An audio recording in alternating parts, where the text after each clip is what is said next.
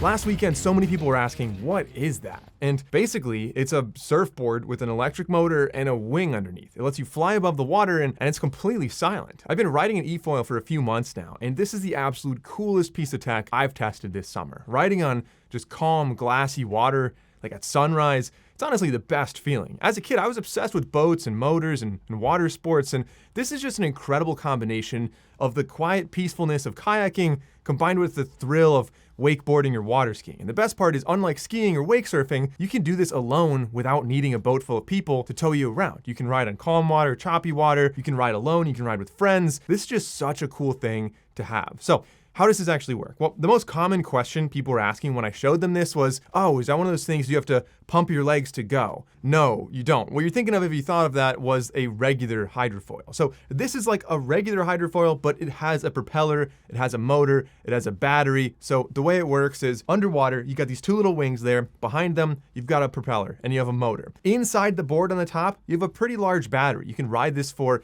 several hours. And foiling or flying happens when you go fast enough and the wings underwater create enough lift to pull you up out of the water. When you're going too slow, instead you rely on the buoyancy of the board. So to control it, you use a remote. There's a little trigger on there. Trigger just means go, basically. I'll explain the speeds in a minute, but learning this was surprisingly easy. I was foiling within just 15 minutes. Now, I have some experience surfing, so that helped, I think, but anyone really could learn this within maybe 30 minutes to an hour with 5 simple steps. And I taught a bunch of my friends to ride with the same 5-step process. So step 1, you just lay on the board. You hit go and you keep like a really low speed, like level 1.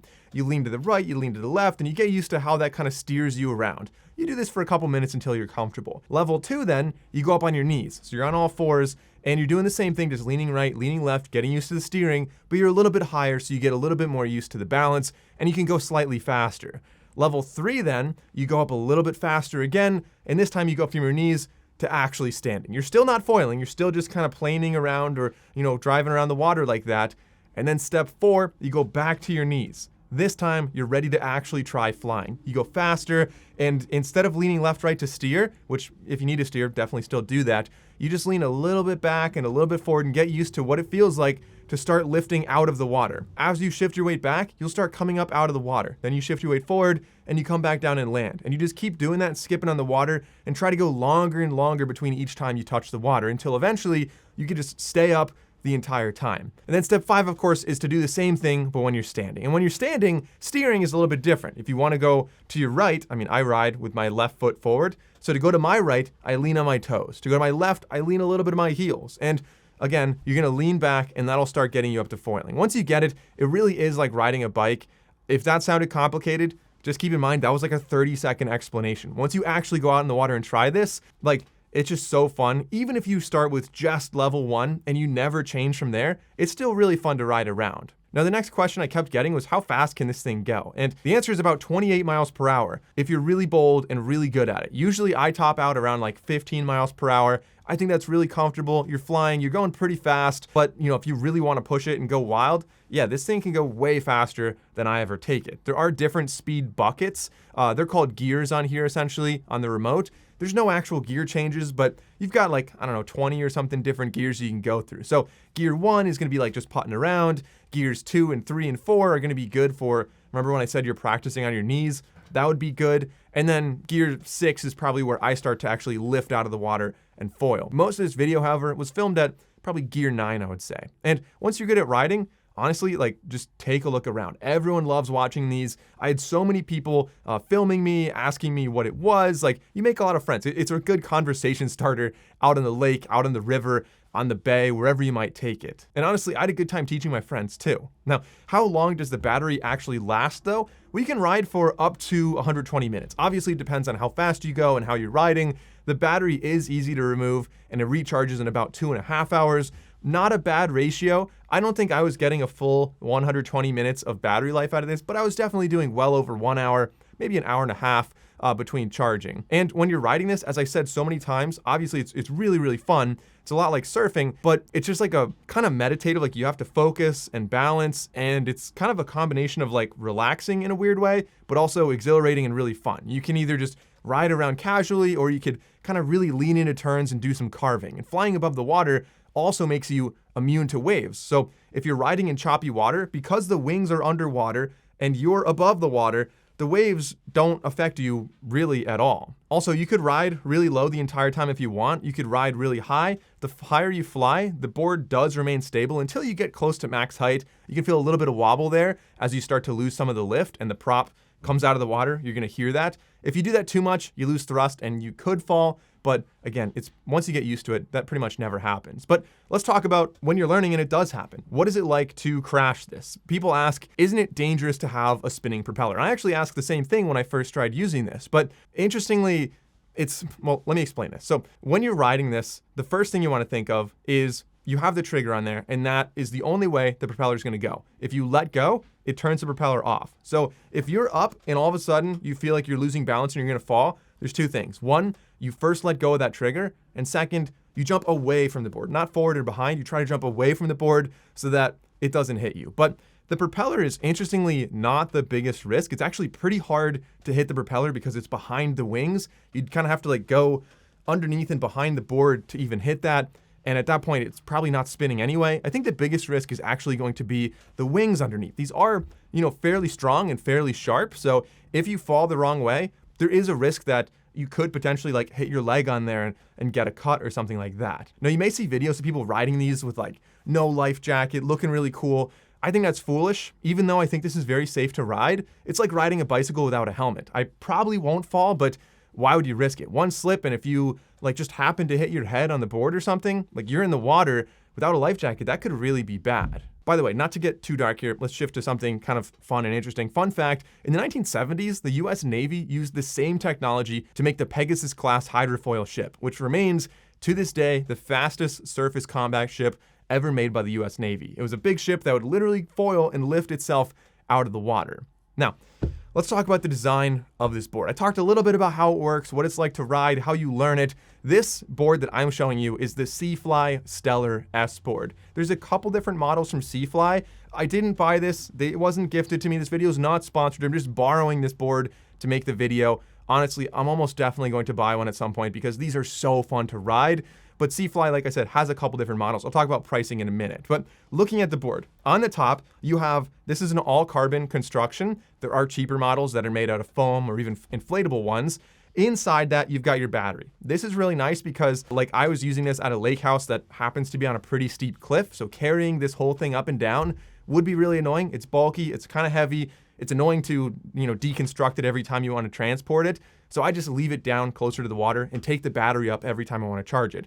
That's a big positive. Below that, you have a stem that separates the wings from the board by about 2 or 3 feet. And then on that, you have the propellers, and you can attach 2 wings to that. Now, you can choose how far apart the wings are. You can choose the size of the wings. There's honestly a lot to it. And when you're buying one, you could just buy a set that has everything as it is, and you can screw things around and change them. Or you could get fitted for one, or, there's different ways you could buy these and honestly upgrade them in the future as you get better at it. The carbon construction is really nice because it's durable, it's lightweight, but it can get scratched if you're not careful, so definitely be careful here. Now, of the 3 different materials they use, they generally say the carbon ones to the Stellar series is going to be more advanced, but that's what I learned on, and it's not really like that advanced. I think beginners have no problem learning on this. It's not like you're on a really short board and you just can't do it. But if you want to save money, or if you're, I think really the main reason that the other boards are for beginners is because they're a little bit more durable. But if you're in an open lake, I really think you're fine with the Stellar model. However, if you're walking in from the shore, it's really important that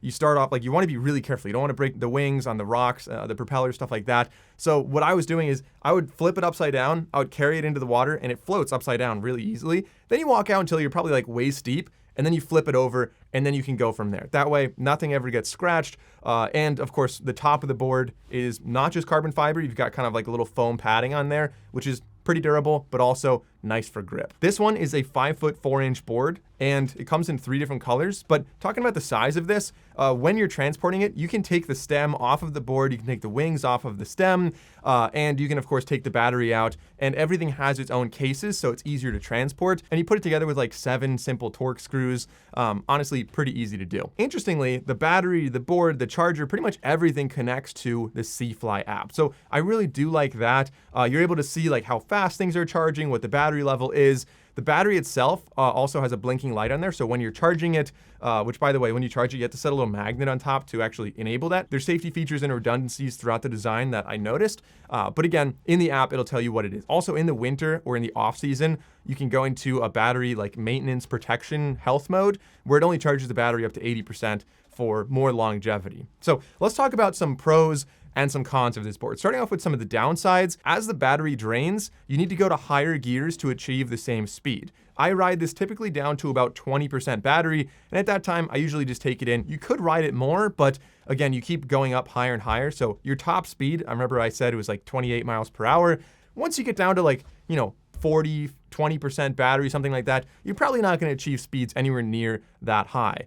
Another downside is unfortunately the price. These things are awesome, but holy crap, they're $9,400 for this setup.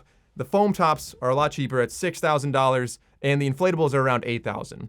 It's not cheap, it's pretty new tech, it's definitely high quality, and I think a lot of it's like smaller batch manufacturing, so it makes sense that you're gonna have higher prices on these. The prices are also coming down. A couple years ago, the cheapest one you could get was like $12,000 to $15,000, so they're moving in the right direction, and the prices do fluctuate. There are sales on these all the time. I'll have links down below. If you're interested in buying one, please consider checking out those links. It costs you nothing, helps to support the channel. You can find out, if this is the right fit for you. Now, let's talk about the positives of this board. One, this is the most fun thing on the lake.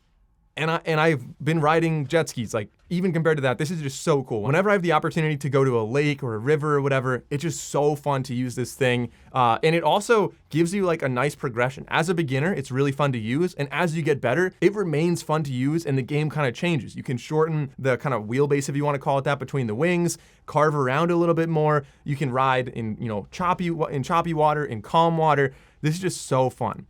Another, I guess a positive and a negative, you can take it either way. The battery life being 2 hours, or really, I would say probably like an hour and a half, I think is a pretty long time to ride. That's an awesome, duration. And because the battery's swappable, if you had the budget and you bought a second battery, you could technically swap it out and keep riding and charge up the other one. The charging time is not terrible at 2.5 hours, but nonetheless, it's not like a gas jet ski, for example. You just gas up for 2 minutes and you're back on the water. This will have some downtime. Another huge positive, as I mentioned before, unlike other water sports, one, this is totally silent.